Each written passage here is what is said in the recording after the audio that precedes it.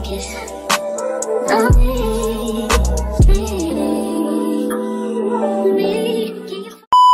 If you have to cut your mom off, cut her off. Welcome back to my channel. My name is Giselle Ganya. Please don't forget to like, share, and subscribe, and turn on your bell notifications so that you don't miss a post. So today's video is going to be a little different. I welcome everyone to our candid conversation on toxic mothers within the Black community, and I know that many women from different backgrounds can relate. But today we're diving deeply into a sensitive topic, one that requires a safe space and open hearts. Before we begin, I want to advise our viewers that this video contains sensitive content, including discussions on SA. To all our viewers, your voice matters immensely. Your stories have the potential to inspire profound change and reshape narratives within our community. Let's come together to create a supportive environment where we can learn from one another without judgment. Kindness and empathy are the cornerstones of our discourse. Your courage in sharing can spark a ripple effect of healing and understanding. Remember, the comment section below is a space for respectful dialogue and support. Your voice is valued here. Without further ado, let's get into the video. I had contact with my mom a year ago, and the way people would try to guilt me into... So go watch the rest of her video, and then you can come back to mine. But basically what she was saying is right. So I'm kind of in the same boat. Like, it's been a while since I talked to my mom, like seen her in person, had a conversation with her, and it's because of the toxic things she does. And there's so many people, like, because this is not my first time going into contact with her, because I gave her so many chances of like, I'm gonna try to give you another chance, let's reconcile, and every single time I try to do it, she always crosses my boundaries. She always ends up disrespecting me, and me and my sister are like the only two people on the planet who understand like that, because we were, you know, we're siblings, so we have to endure the same thing for the most part. But obviously, you know, I'm older, so I got it worse. But too many people have been, there's nothing wrong with asking me have I talked to her, but the problem is like this creator was saying, that's still your mom, and people be looking at you crazy, and it's like you only get one mom. And to the people whose like parents have passed away, I understand where you're coming from, but what I don't like what this creator said is, don't try to guilt trip somebody into letting a toxic person back into their life just because they're a parent. Me getting older realized that I can still love someone from a distance, and also I love my mom, but I don't like her as a person. And me liking her as a person is an indicator of if I want her around me or not. And I don't want her around me, because too many times when I gave her a lot of chances to fix her relationship with me, and not even just me, but also my sister, it's always going the same way. Like, she doesn't want to get help. She doesn't want to listen when we try to tell her things. And I'm not going to keep wasting my breath on a person that doesn't want to try. But people don't, you know, they want to bring it up like, oh, that's still your mom. Why haven't you talked to her? You should still talk to her. Make up. No, I'm not doing that anymore. The energy needs to be reciprocated if I'm going to make up with anyone or anything, not just my mother, but anybody.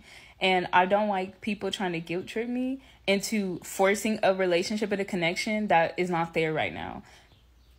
Again, like she said, if people would know some of the things that me and my sister have to endure, me and my sister have to go through, then a lot of people would be like, oh no, I wouldn't be fucking with that. I would cut them. I mean, if it was a random stranger on the street, would you be telling someone, go forgive this random stranger, let them back in your life? No, you would probably beat their ass, or, you know, have some words and be like, I'm getting away from you. Or if it was a friend doing this weird shit, you getting away from them. But because it's a parent, the abuse is allowed?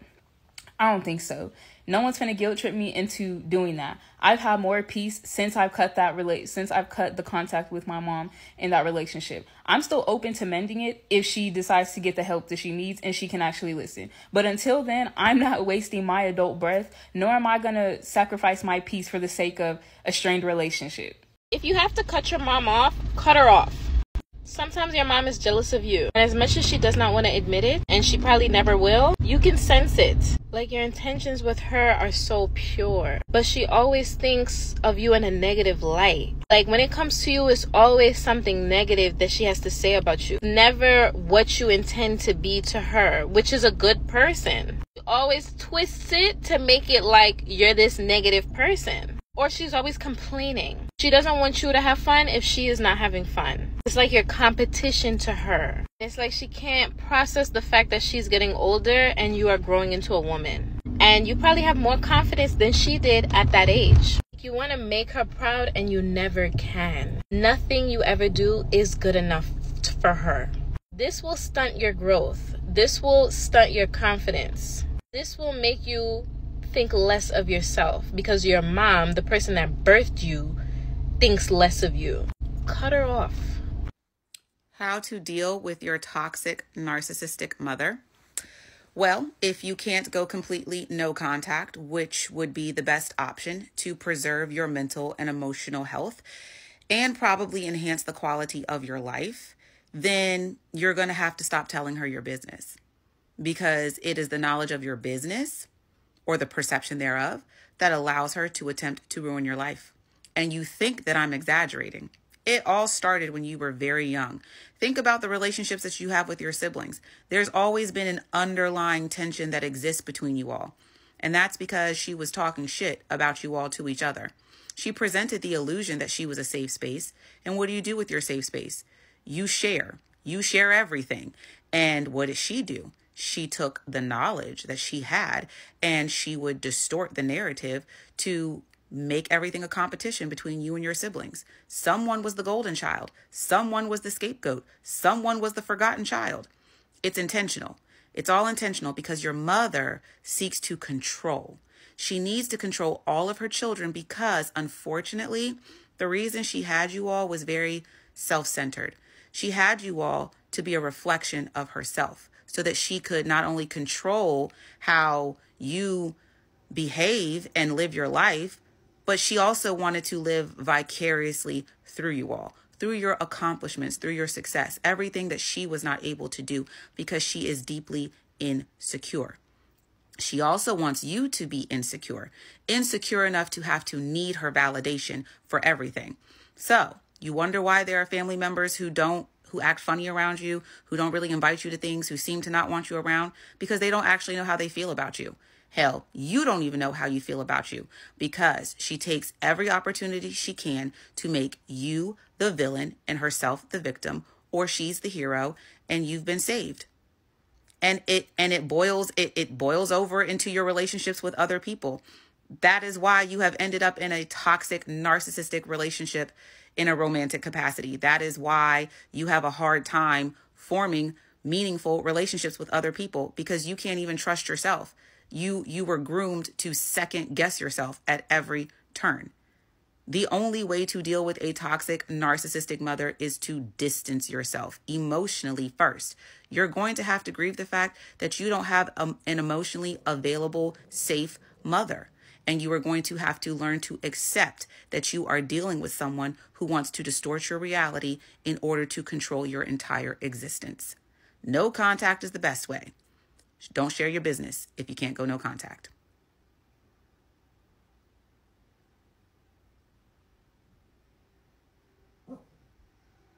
Hard for me to speak out on this, but when you have a mother that does not even believe their own daughter right here, that's a serious problem to me. And it's a problem in the Black community because I'm voicing to you that your husband was inappropriate with me. And why do you not believe that?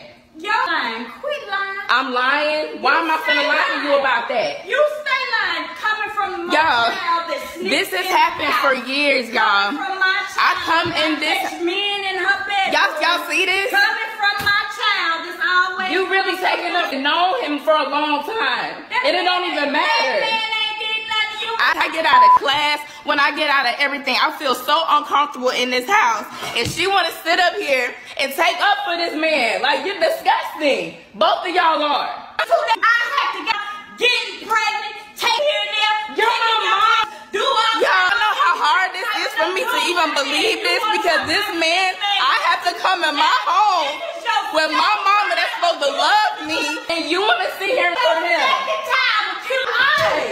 Why would I lie, y'all? Why would I lie? Why? You want to stay lying. Like, I'm shaking talking right now, y'all, because this makes no sense. It makes no sense at all. And she want to sit here and justify it. You are sad. You are sad and disgusting human being. I swear to God. I don't even look at you as no mother. I don't even look at you as a mother. This makes sense, y'all. I can get out. You can get out. So you gonna put me out over this dirty man that I OUT. He don't like that. You do. This is your second time doing this. Your second time. Your second time. This is what I gotta go through, y'all. This is what I gotta go through. I gotta go through a mother that don't believe their own daughter. She birthed me, and you wanna treat me like this? Your own blood. I would never do nothing like that to nobody. I got been through that. I got friends, and you my mama. You are my mama. Don't even come over. I don't even want to touch you. Get away from me. You and your video could go. How about that? Oh, now you want me? You know what? How about that? How about that? Cause you're always doing. I swear to God. It's not your fault. It's your fault. Fuck out my face. Keep energy with the time, y'all. All the time. All the time. Problems. It's really hard for me to speak out on this, but when you have a mother that does not even believe their own daughter. I swear, black moms are so toxic, it makes no sense. The problem is that they really have this mindset that we're jealous of them when it's really the shoe on the other foot. And some are so desperate to hold on to a man, and a trashy ass man, that you really don't want to believe that you're sleeping with a fucking enemy, or that you're sleeping with somebody who's attracted to your child. So they then go and pin their anger and their frustration and what they really want to say and do to this man. They do it to us. To not believe the pain that is being shown in your daughter's eyes, to not believe anything that she's saying in regards to your nasty ass man, it says a lot about you as a person. Also, no one just wakes up and says, okay, today's going to be the day that I'm going to tell my mom that her man is touching me inappropriately, or her man is looking at me inappropriately, or her man is just inappropriate, period. Nobody's just going to wake up and just say, let's start this type of drama or frustration. And then to try to deflect her feelings by pinning on more abuse. She's already suffering abuse from your man. So to suffer abuse from you, this does not justify any of this behavior. And the first response is, oh, get out, get out, get out, or you don't have to be here, or whatever the case may be. No, your man should not be there. It's hurtful and harmful. And then when we grow up and we cannot have successful relationships because we're so battered and we're still living in our childhood traumas, or we're still living in our traumas, period, then people look at us like we're the crazy ones. But yet you as a mother, you have set the tone for your child to be disrespected and to be treated like this. And this is why a lot of people don't speak up about their abuse and their trauma that they went through. Because if your mother already said that she doesn't believe you, or clearly makes it clear that she doesn't believe you, you're going to feel like other people will not believe you too. And the messed up part is, a lot of black moms and a lot of women, daughters, black daughters in this black community, the thing that makes it so bad is that a lot of this abusive behavior is passed on from generations. But it's up to the person that's going through the suffering to realize, like, okay, I have to break this generational curse. You don't know how to respect my boundaries. What boundaries? I asked you to stop making that statement. Damn that. I understand that she sees me eat every day and I offer her food. My daughter is going to eat when she's ready. She's not malnourished, she's not underweight, and she's not unhealthy. But you want to know what is unhealthy? That I keep setting a boundary with you that you keep crossing. Why, if somebody asks you, don't say this thing, why is that the one thing you want to say? Why will you keep coming to me? She needs to eat solid. She needs to eat solid. Is she malnourished? Does she look unhealthy to you? She is fed. She is healthy. She eats more than everybody in this house. Breast milk is more fattening, more healthy than anything that we eat. When she's ready to eat, I feed her. She has eaten multiple things. I'm not going to force food down her throat so that she can have an unhealthy relationship with food. And I'm also not going to keep asking you to keep my boundaries. There are things in your life that you would not like to talk about. There are things that trigger you that you would not want somebody to bring up to you. I wouldn't cross that line with you. So why do you keep doing that? Why? You wouldn't cross which line? I don't know. I don't know and I don't care. But the point is, respect my boundary, please. Because then you get mad. It doesn't take yelling. But have you noticed since I've been here, the only time I get like this is when you do that. When you sit up here and you try to tell me how to parent the daughter that I literally pushed out of my womb and that you did not care to check in on for 6 months, and you're telling me the phone works both ways. I am your child and she is your grandchild. Why does your grandchild, who can't even operate a telephone, have to call to speak to her grandmother? That sounds very childish. And you think I'm gonna call to make you call to check in on your granddaughter? That's childish. The same way my own father is expecting me to pick up phone when I was younger to be chasing after him. My daughter will never, I'm telling you right now, my daughter will never in her life chase after your love or anybody else's. For 6 months, you know my phone number. I didn't block your number. Your number was never blocked. For 6 months, you chose not to call me. You chose not to check in on your granddaughter for 6 months. And now you're telling me the phone works both ways. And then you dare throw in my face, why did I call you? Because you would have much rather me stay in a place where I was being emotionally and physically abused than to call my mother.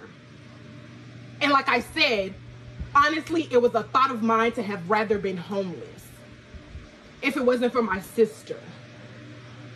And that says a lot. I know you are troubled. I'm not troubled. You're troubled. I speak that back to you. Back to the sender. Back to the sender. You are troubled. I'm not troubled. Back to the sender. You're the one that's troubled. God is going to put it back to you. I'm healed. God is going to put it back to you. Don't speak negativity onto me. I'm not troubled. You're troubled. God is going to put it back to you. Don't speak negativity on me. God is going to put it back to you. God is going to keep putting it back to you. Every negative word you speak against me is coming back to you. Every negative thought you think of me is coming back to you. Every time you open your mouth and speak ill on my name, it will come back to you. No, the anger comes from people like you not knowing when to respect boundaries and then expecting me to shut up and trying to silence me. I cannot be silent anymore. I'm so sorry. You are so sorry. I'm not angry. This is my power that you're trying so hard to take from me. Can't take it from me. I'm so sorry. Let me tell you. Let me tell you something. Let me tell you. It doesn't matter what you say, honestly, but you know everything I said is the truth. You are talking nonsense. You're talking nonsense. I'm talking nonsense. Yes. That's where you are. That's where you are. You talk back to me. Yep, because you want me to shut up so you can continue to speak negativity onto me in my life. Yep. You talk back to me. That's where you are. Like I'm supposed to really take you seriously right now. For 6 months, you did not call or check on me. If you had that for 6 months, you didn't call and check on me. When I was 8 months pregnant, you abandoned me. When I was 8 months pregnant, you abandoned me. And then when I was in the NICU, bleeding from having a baby, you were yelling at me, screaming through the phone because I asked you to take my sick sister back home because my newborn baby could not come into the house where somebody was sick. You cursed at me. You rained curses on me while I was laying in the NICU with my newborn baby, which honestly is really crazy. If you hate me that much, why did you take your sister's offer? Mommy, do you want me to leave? If you hate me, because I can leave today. If you hate me, I can leave today. If you hate me, I can leave that today because you're being so narcissistic right now. If you hate me that much, where is the love supposed to come from? Where is the love? I just told you what you did. For 6 months, you didn't call or check in on me or your granddaughter. When I was 8 months pregnant, you abandoned me because I stood up for my sister. Then when I had my baby, you tried to come into my life and act like nothing happened. And then while I was in the NICU with my newborn baby, still open, still bleeding out, you called me on the phone to yell at me and curse at me because I asked you to take my sister and leave my apartment because my new baby could not come into a home where my sister was sick. You cursed at me and you yelled at me because I asked you to do that. Because my newborn baby could not come and be around somebody who was not feeling good. You took offense to it. That's what you did to me. Amongst other things that I'm not going to list to you. But that is what you did to me. Do you know why I kept away from you for 6 months? Why?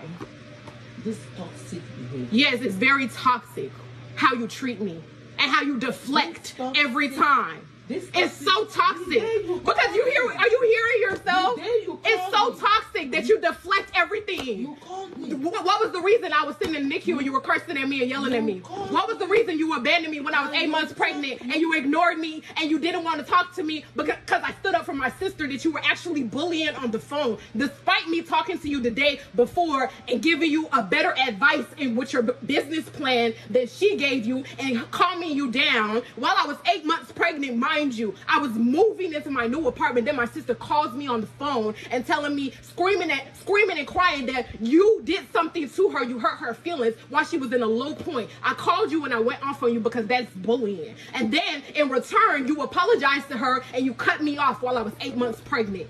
And then the day I had my baby, I unblocked your number and you called me. Then you came, you cooked food, you left. And then you said you were coming back. Mind you, did I ask you to come? No. Then you said you were coming back. You came back. And then when Amaka said she wasn't feeling good, Amaka said she wasn't feeling good.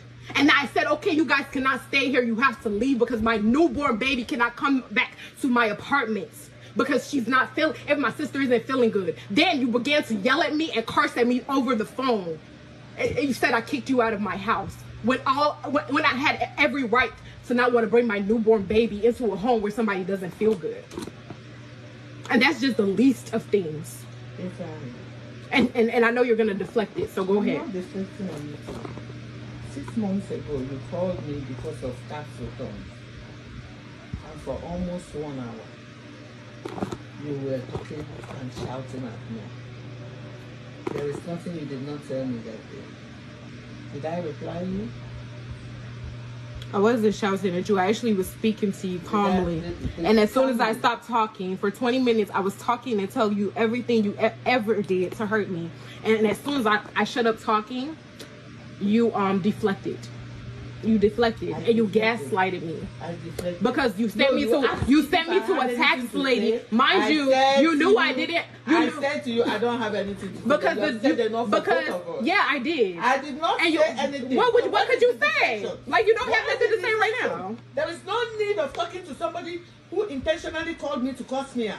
I didn't curse you out. I spoke to you very respectfully and calmly, and I told you everything. I just told you things. I told you everything that I just said now. I said this plus more. I said this plus more to you. Okay, that's cool. I'm not going to. That's fine. Bother about you making carrot juice and giving to Kosi. You see your problem? The problem you have is that you don't know when somebody is offering a hand of help. What hand of help, somebody mommy? is being pushed for.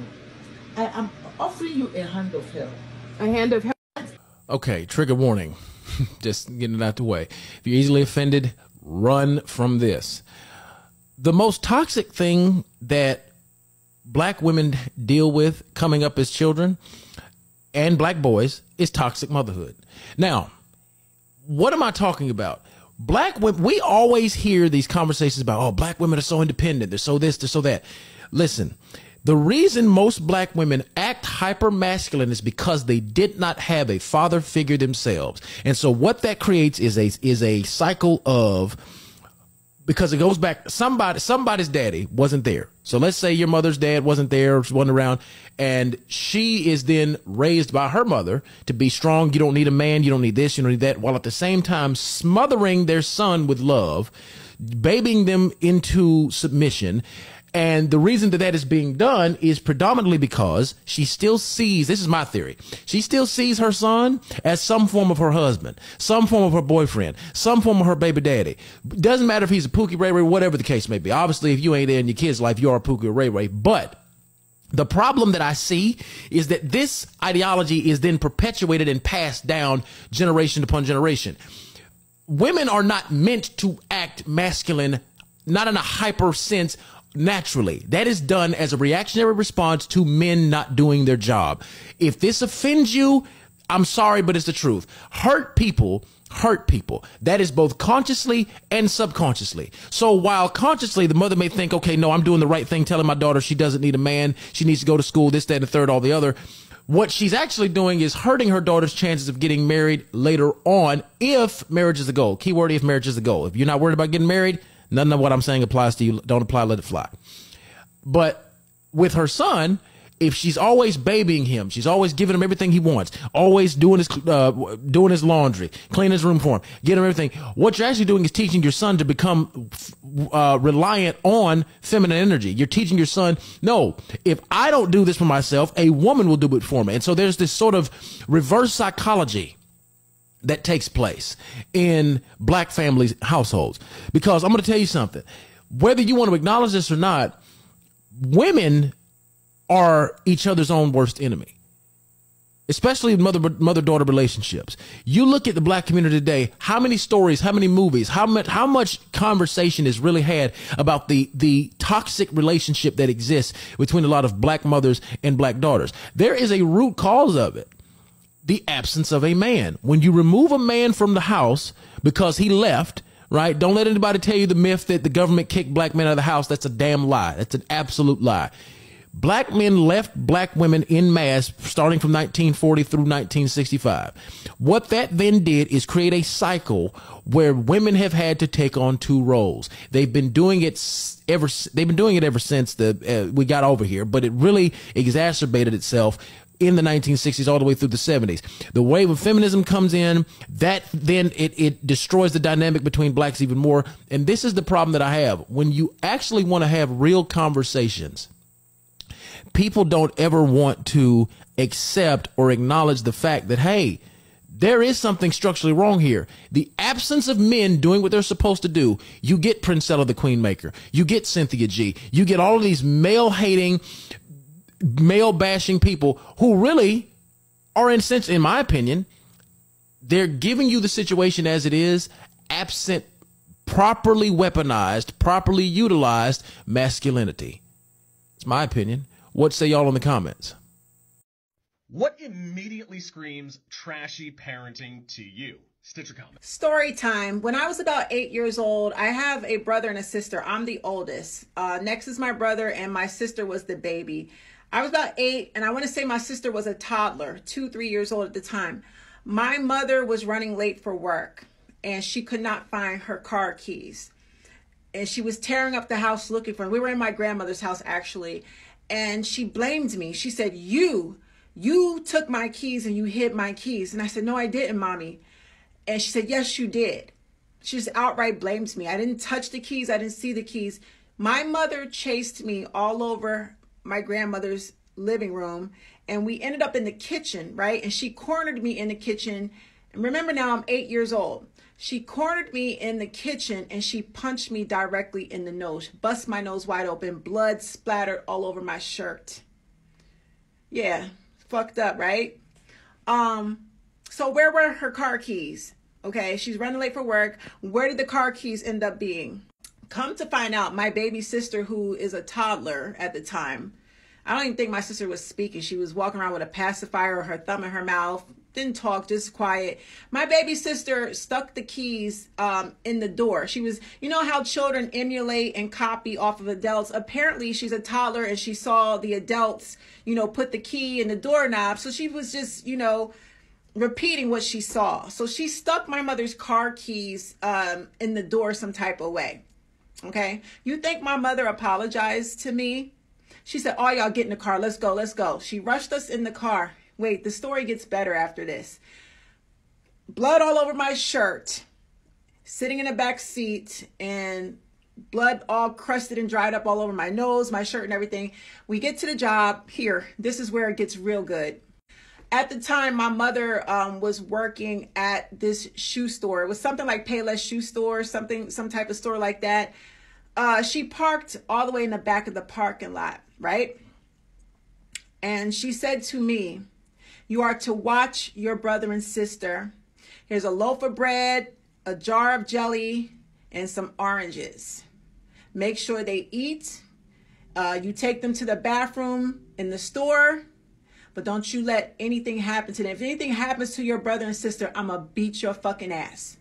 And do you know my mother left us in the back of the parking lot for about 8 hours, her whole entire 8-hour shift. I was responsible. I'm 8 years old. Remember now. and I'm responsible for my brother and sister's well-being. Blood all over my shirt, busted nose, dried up blood all over my mouth and nose, 8 years old. You want to talk about trashy parenting? When you're raised by a narcissistic sociopath, psychopath, and you know for a fact that your mother does not love you, she's emotionally disconnected from you, and the only reason she gave birth to you was to control the other parent. You're nothing but a pawn piece in this sick game between her and your father. There ain't no way you love your children and you treat them like that.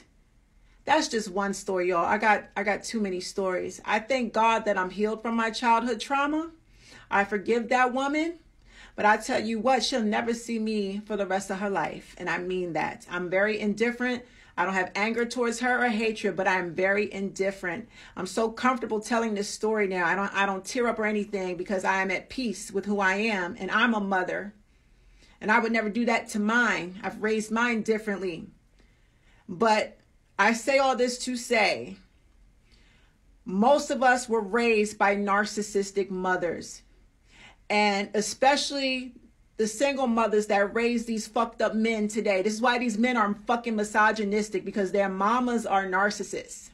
And they have a hidden resentment towards their mothers. They have a love-hate relationship. And instead of them cutting their mamas off permanently and going to therapy to heal those mother wounds, they rather instead jump into romantic relationships, and all their anger and resentment built up over the childhood years at their mother, they punish their girlfriends and wives and baby mamas for the transgressions and sins of their mamas.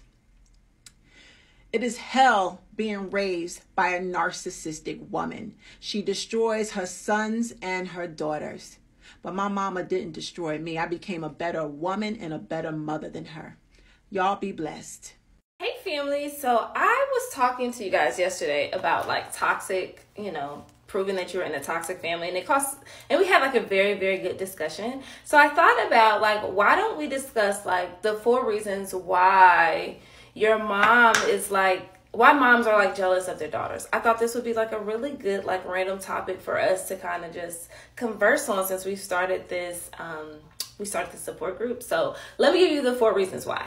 First thing first, like the number 1 reason why your mom is jealous of you, or why a mom is jealous of her daughter, is because she's a narcissist or has narcissistic personality traits, meaning that she just lacks empathy. She has an inability to make real intimate connections with her child, because at the end of the day, she just doesn't know how to properly care for and love her child because of her narcissistic traits.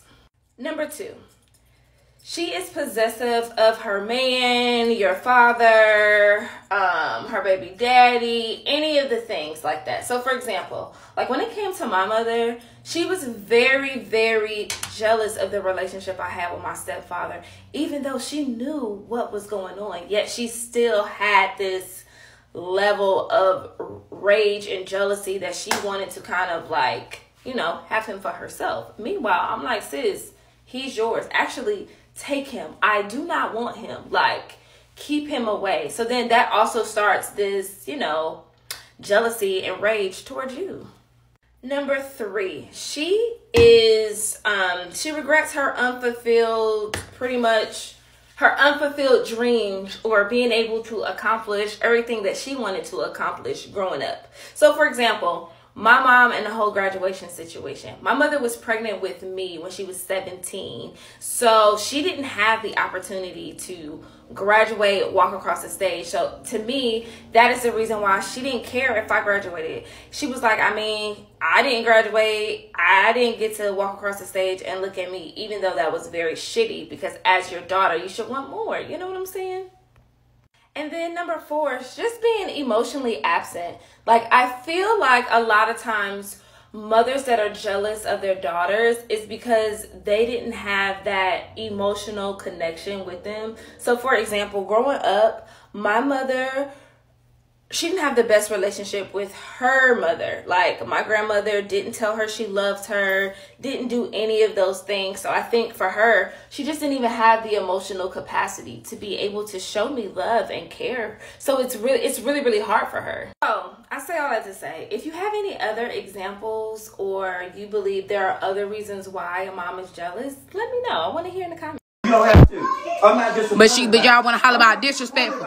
You cannot expect to talk to people any kind of way, and then they just sit there and take it like that. I called you stupid because you called me stupid. That's literally why I said it. You called me stupid. You literally said stupid. You said you're stupid. You said that's stupid. You just being stupid. Then you got mad because I called it back to you. That's retarded. No, that toxic behavior, that toxic family behavior, it got to end.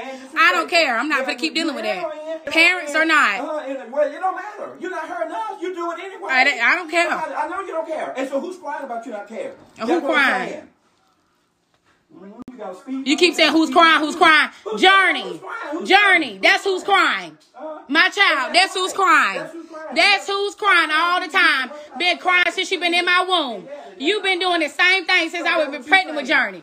Doing the same thing. Let it go. That's right, because nobody's going to sit there and walk on eggshells. 10 ways to tell if your mother is toxic and emotionally abusing you. Number 1, she sabotages you. This typically happens when you're dependent on her. If you need her help to advance your life in any way, shape, or form, she will sabotage it. Number 2, she will always be in competition with you. That is why she has to sabotage you, because she knows that if she ruins anything that you have going for yourself, she will always have one up over you. Number 3, when you accomplish things in life that you have done on your own, she will come around to try to take credit for those accomplishments and actually be there for those accomplishments. Number 4, she doesn't act her age. Her responses often come off childish like a teenager. She doesn't know how to regulate her own emotions. Number 5, she triangulates you with anyone that will listen. She will badmouth you to anybody that will listen. That is so everybody turns against you and be on her side. Number 6, she love bombs you. She love bombs you, then takes away affection, aka discards you when you're not behaving in a way that best suits her. Or when y'all are in private together, she will treat you like trash, but when people come around, she will be nice to you. Number 7,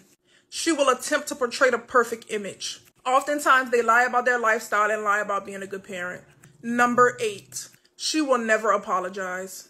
If she has done something to hurt you, she will never apologize for it, and she will invalidate your feelings. If she ever does apologize, the apology will be backhanded. So, for example, she will say, whatever I did to hurt you, I'm sorry. Or she will say, if I made you feel that way, I'm sorry. Those are not apologies. Number 9, she gaslights you. Any abuse that she has put you through, she will make it seem like it has never happened to you. Number 10, she plays the victim card. She provokes a reaction out of you, and then she plays the victim. That is called reactive abuse. Now, I know I told y'all I was going to give y'all 10 things, but I have one more thing to add to this. They protect abusers. So oftentimes they'll be on the side of the abuser and they enable abuse. Okay, toxic bougie black mothers, part 2. So growing up with a mom like this, they are major control freaks. Whatever they say goes. And even if you grew up with a dad in the house, it was like they were just there. They really had no say on any major decisions when it came to us as kids. And that's because if our toxic moms did not get their ways, World War VII was going to break out. And since they're such control freaks, by the time we were like 3, they already planned out who we were going to be. And it's not about, oh, I think this is what's best for you. It's all in their self-interest. It's about what's going to get them the most praise and give them the most validation from other people. So when you start to grow up and you're starting to come into your own identity because you are a human, if it does not align with whatever plans in their head that they had about you, they will bully you. And once again, they are so image savvy that nobody would believe the stuff that comes out of your mom's mouth. And they are absolutely hyper fixated on their daughter's looks. I'm gonna have to make a part 3. And by the way, I have a question, and don't fight me because I know this feels like one of those put a finger down things. You know, I've heard black women who have said, you know, my daughter thinks she's too pretty, so I have to make sure that she stays humble so she doesn't become one of those kind of girls. I've heard black women say that, you know, their daughter is smelling herself, that she's fast, that, you know, just all of these things. And it really brought me to like this conclusion that black women, I'm sorry, y'all, but Black women hate their daughters, and it is a rivalry. Like, it is very weird. They are very abusive with their daughters. And then somewhere around like 24, 25, this switch flips and they want to be best friends with their daughters. And some of them don't recover, but we need to really dig into this because it's strange. But you leaving her. You are not a kid anymore. You need to go. You know, watching this, I think you guys saw on the duet, but watching this really hurts. It really hurts. And I've never cried on camera before, but this really triggered me, you know. My dad's been pretty solid, you know, but seeing this just really hurt me. It really hurt me because this is exactly the being who had me. I don't even want to call her my mother. This is her. And this is how you know that narcs are demons. I don't care what anybody says. You have to be a demon to treat your child like this. How? I don't care what type of argument it is. You should never talk to your child like this and kick them out and don't even care where they go. This is so evil. I hate. This is a message for the daughters who feel like their mothers don't like them, for the women who feel like their mothers don't accept them, for the grown little girls who are still trying to get their mother's validation and approval. How your mother feels about you has nothing to do with you.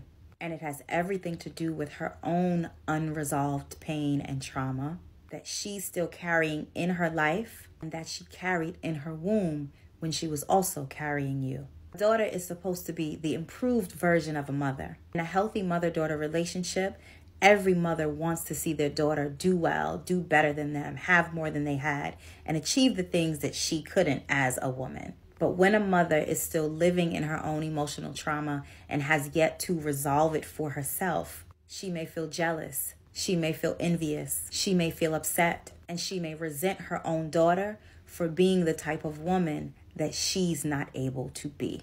She may have even resented you as a girl for being too confident, for being too free, for being too self-assured, or simply for exhibiting any of the traits that she herself found it hard to express. And so here's what I want to offer you. That it's really not that your mother doesn't like you, but it's more that she doesn't like who she is. And seeing you, being with you, and having you reminded her of how much she really doesn't like herself. Your job now is to live the life that you choose, give yourself the permission to be who you are fully and wholly, and to only seek your own validation. If you need help with this, tap my name right here so that you can book a call with me at the link in my bio. Wash the fucking A lot of these black mothers will not admit it, but they have already come into your teenagehood with the preconceived notion that you're going to rebel. Before you was even like 5 or 8, they had the preconceived notion in the back of their head that you're going to start growing independence and you're going to rebel against them. They automatically correlate black daughter, black teenagehood to rebellion, especially when it comes down to their daughters. These black mothers love their black daughters when they're babies, but they fear the day when you become 16, 17, and 18. I will never forget the day I was in the car with my auntie, my cousin, and her 3-year-old child. And mind you, her 3-year-old have lots of personality, very extroverted, loud, and very energetic. And my cousin was like, y'all, she's a lot. She's just too much to handle. And my auntie was like, yeah, wait till she turns 16. A lot of these black moms have already, before you was even like 5 or 8, they've already judged your teenagehood. They already said when you become a teenager, you're going to be rebellious, you're going to have a bad attitude, you're going to get smart with them. So by then, they're going to have to toughen up on you and be strict with you because you're going to be that kind of daughter. This is exactly why when their daughters turn 15, 16, 17, 18, they all of a sudden become strict. They be yelling, disrespectful, dismissive. It's because when you was already like 7, 8, 5, people around them was telling them when she becomes 16, you better watch out for her, especially if you was very, active, energetic, extroverted. They already, stereotype you to be that kind of teenager. This is why as soon as you became a teenager, they became all of a sudden mean, because they already planned out how they're going to parent you. A lot of these Black mothers resent the day their Black daughters became teenagers, but not the same energy for their sons, because when their sons became older in age and more independent, they automatically saw their sons as protectors. They rejoiced when their sons became older in age because now their son is in a position to protect them. But when it comes down to their Black daughters becoming older in age, they correlate that with being fast, being grown, thinking that they know it all. A lot of these Black moms are not going to admit it to you, but if they were really real with you, they would tell you that they resent Black teenagehood, especially on their daughters. So I haven't seen many people talk about this, so I'm just going to kind of talk about it and rant. But it is so hard healing from toxic ass mothers. Okay, I'm gonna just say it like that right now. I'm not talking to my mother. I blocked her and unfriended her on everything, because my whole thing is like, if you don't see an issue with your life but you see an issue in everybody else's life, there's a problem. There's no way that you can sit there and continuously find problems and issues wrong with other people and never look yourself in the mirror to see that you have problems and you have issues yourself, okay? Now, I don't know if it's like this for anybody else. My mother's a pastor, so it's just double extra, okay? And I just cannot seem to understand or put my finger on how God is so able to tell you every single message about everybody else and what everybody else needs to do for their life, but you continuously miss the messages about you and how you need to heal and how our whole family needs to heal, okay? Because I come from toxic ass church people, and I come from the people that run the church, and all of those motherfuckers are toxic, okay? And I'm the only one that has the balls big enough to get on here and speak about it, or just, put it out there that everybody's home is not beautiful and amazing. And just because you see people in the pulpit, or just because you see people in church, it don't mean that they're any better than the motherfuckers on the street. Sometimes they're worse, okay? And there is no accountability in the women in my family. They have no accountability, and it rubs off on the men as well. And I don't like that shit, and I plan to be the change, and I am the change of that. I've already been doing my healing, and being accountable is something that I make sure that I do, because I'm terrified of becoming like them. That's just the fucking facts. I try to tell my mom, like, hey, you know what I'm saying, a couple years ago, hey, Mom, you should go to therapy. Hey, you should do this. You should do that. Well, she doesn't want to do that. But instead, she wants to continue to inflict pain and harm on the people around her, and then play the victim, and then act like everybody's trying to beat her up. Mind you, she's a Pisces. Do with that information what you will. However, it is fucking annoying, and I'm over it. Okay, I've tried to talk to her. I've tried to make it work. I've been the dependable child. I'm the oldest, and I'm the only motherfucking girl. I have 2 younger brothers, and they just don't give a damn. Let's just be honest. Boys don't really care. And I've been the one, okay, that my mother can call on, that she can rely on, that she can, trust, or make sure, just know that I'll make sure that everything is good. But I've also been the one that was outcast. I was also the black sheep growing up. I was also the one that got in the most trouble from my brothers. I was also the daughter that was treated like shit while my brothers got treated better than me. And I was also the one, okay, that got talked about for speaking my mind. And I was also the one that was vocal, so people didn't fucking like me growing up, including my mom, okay? And I went through a lot of shit growing up just because of the fact that I didn't bite my tongue, and I wasn't going to let people continuously treat me like shit. Part 2. Thank you for making it to the end of this video. Now we are going to announce the winner of our raffle.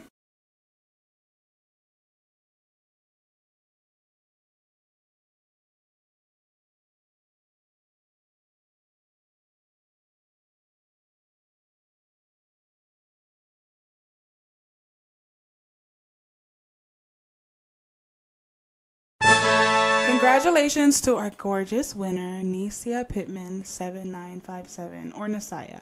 But anyways, remember to redeem within 2 days and message me on the original account. Thank you all for joining in on this crucial discussion. Your willingness to share and engage had made this conversation incredibly powerful. Let's keep the dialogue going, supporting each other with kindness and empathy. Remember, your voice has the power to make a difference. Together we can create a community where everyone feels heard and valued. Keep shining your light and sharing your stories. Thank you for being a part of this journey. Sincerely, Giselle Vignette. Can you focus on me? Baby, can you focus on me?